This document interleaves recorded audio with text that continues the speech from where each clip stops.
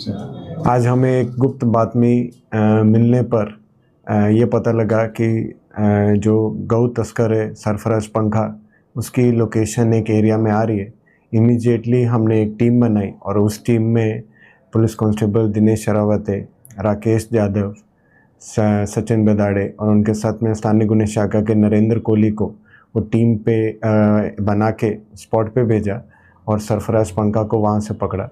उसके ऊपर 19 से ज़्यादा गुने दाखिल हैं अबोना, देवला, मालेगांव में और मनमाड़ पुलिस स्टेशन के CR नंबर 161/2025 में, जो कि अंडर पुराने IPC 307 से रजिस्टर्ड है, उसमें उसको मनमाड़ पुलिस स्टेशन के ताबे में दिया है।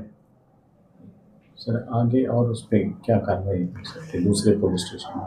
जितने गुने सरफराज पंखा के ऊपर दाखिल है, सब में उसकी पुलिस कस्टडी ली जाएगी।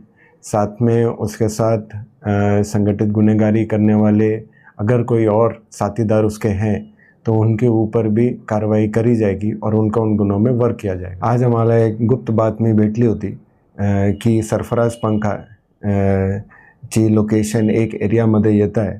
ताबडतोब आम्ही एक टीमची स्थापना केली। या टीममध्ये पोलीस कॉन्स्टेबल दिनेश शरावते, सचिन बेदाड़े, राकेश जाधव आणि त्यांच्यासोबत स्थानिक गुन्हे शाखेचे नरेंद्र कोहली होते।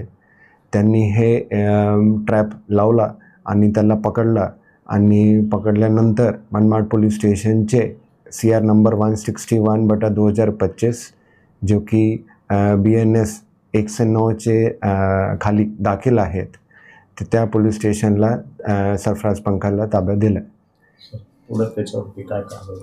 सरफराज पंख्यावर 19 वर गुन्हे दाखल आहेत आणि त्याच्यासोबत जे काही संघटित गुन्हेगारी करणार त्याचे साथीदार या मित्र आहेत, त्यांना पण गुन्ह्यामध्ये वर्क करून प्रत्येक गुन्ह्यामध्ये त्यांची PC आम्ही घेणार आहे।